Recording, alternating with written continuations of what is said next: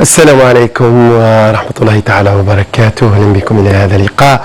إذا مصالح الأرصاد الجوية ترتقب دائما استمرار لتساقط الأمطار وكذلك تساقط الثلوج. سلسلة من الاضطرابات الجوية تتوالى على مناطقنا الشمالية. تنبيه من المستوى الثاني ساري المفعول عن تساقط أمطار بكميات تتراوح ما بين 20 إلى غاية 40 ملم على كل من شرق ولاية تيارت، لغواط، الجلفة، المسيلة، برج بوريريج، كذلك البويرة، تيزي وزو، حتى على ولاية بيجاوي، وهذا إلى غاية 9 ليلا، في انتظار كذلك سحب رعدية مطيرة إن شاء الله ستلتحق خلال الليل بداية من الواجهة الغربية إن شاء الله.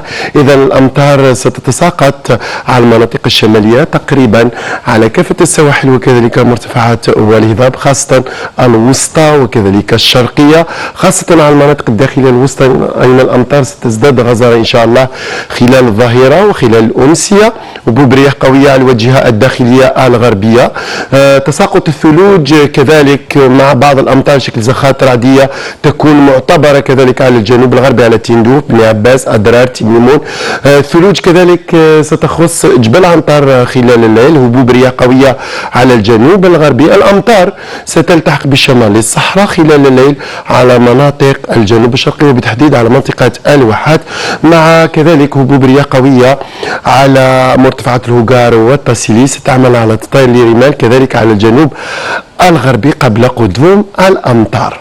درجات الحرارة تبقى دائما شتوية منخفضة، طقس بارد يسود المرتفعات الداخلية 4 درجات كدنا مقياس على البيض ونعامة أقول، 7 درجات على تيارت، الجلف والغواط، 10 درجات على سطيف، 13 درجة على العاصمة، 11 على بشار، ننتظر 16 على تندوف وبني عباس، مقاييس ما بين 21 لغايه 23 درجه على الصحراء الوسطى، كذلك منطقتي الهوغار والتاسيلي على مقياس على اقصى الجنوب مع 32 درجه.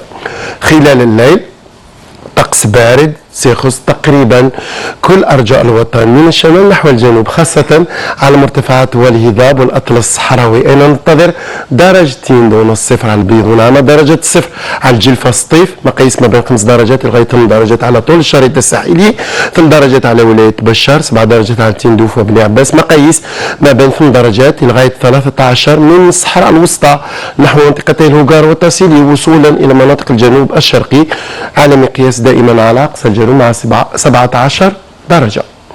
البحر خلال ظهيرة اليوم في مصالح الأرصاد الجوية ترتقب بحر مضطرب على السواحل الغربية، قليل اضطراب على السواحل الوسطى حتى على السواحل الشرقية، رياح ضعيفة إلى معتدلة خلال الأمسية خاصة على الواجهة الغربية تصل إلى 30 كم في الساعة.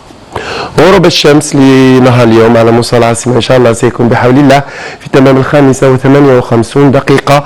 وللتواصل دائما نحو الطقس مواقع الأرصاد الجوية الجزائرية في الخدمة. أشكركم على المتابعة، صحفتكم والسلام عليكم.